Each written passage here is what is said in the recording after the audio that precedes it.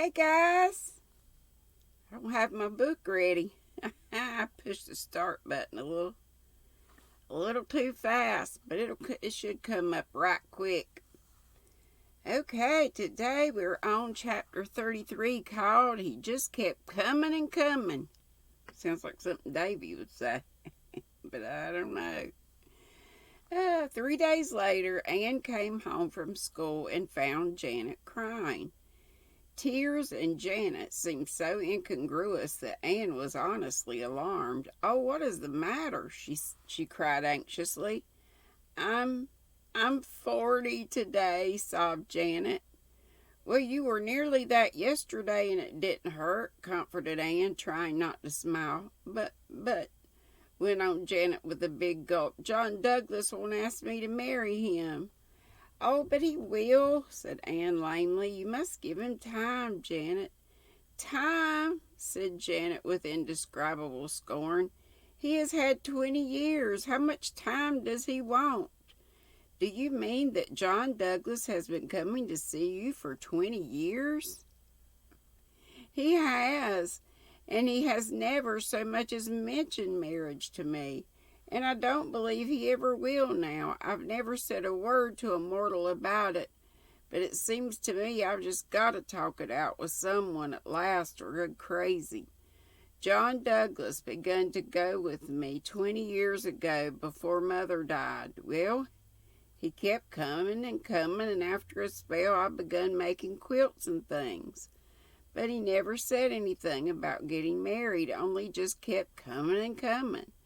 There wasn't anything I could do. Mother died when we'd been going together for 8 years. I thought he maybe would speak out then, seeing as I was left alone in the world.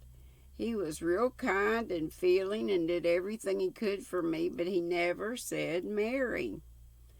And that's the way it's been going on ever since. People blame me for it. They say I won't marry him because his mother is so sickly, and I don't want the bother of waiting on her. Why, I'd love to wait on John's mother, but I let them think so. I'd rather they'd blame me than pity me. It's so dreadful humiliating that John won't ask me, and why won't he? Seems to me if I only knew his reason, I wouldn't mind so much." "Perhaps his mother doesn't want him to marry anybody," suggested Anne. "Oh, she does. She's told me time and again that she'd love to see John settled before her time comes. She's always given him hints. You heard her yourself the other day. I thought I had gone through the floor." "It's beyond me," said Anne helplessly. She thought of Ludovic Speed, but the cases were not parallel. John Douglas was not a man of Ludovic's type. "You should show more spirit, Janet," she went on resolutely. "Why didn't you send him about his business long ago?" "I couldn't," said poor Janet pathetically. "You see, Anne, I've always been awful fond of John. He might just as well keep coming as not, for there was never anybody else I'd want, so it didn't matter." "But it might have made him speak out like a man," urged Anne. Janet shook her head. "No, I guess not. I was afraid to try anyway, for fear he'd think I meant it and just go. I suppose I'm a poor-spirited creature, but that's how I feel, and I can't help it." "Oh, you could help it, Janet. It isn't too late yet. Take a firm stand. Let that man know you're not going to endure his shilly-shallying any longer. I'll back you up." "I don't know," said Janet hopelessly. "I don't know if I could ever get up enough spunk. Things have drifted so long, but I'll think it over." Anne felt that she was disappointed in John Douglas. She had liked him so well, and she had not thought him the sort of man who would play fast and loose with a woman's feelings for 20 years. He certainly should be taught a lesson, and Anne felt vindictively that she would enjoy seeing the process. Therefore, she was delighted when Janet told her, as they were going to prayer meeting the next night, that she meant to show some spirit. I'll let John Douglas see I'm not going to be trodden on any longer. You're perfectly right, said Anne emphatically. When prayer meeting was over, John Douglas came up with his usual request. Janet looked frightened but resolute. No, thank you, she said icily. I know the road home pretty well alone. I ought to, seeing I've been traveling it for 40 years, so you needn't trouble yourself, Mr. Douglas. Anne was looking at John Douglas, and in that brilliant moonlight she saw the last twist of the rack again. Without a word, he turned and strode down the road. Gosh. Stop, stop, Anne called wildly after him, not caring in the least for the other dumbfounded onlookers. Mr. Douglas, stop, come back.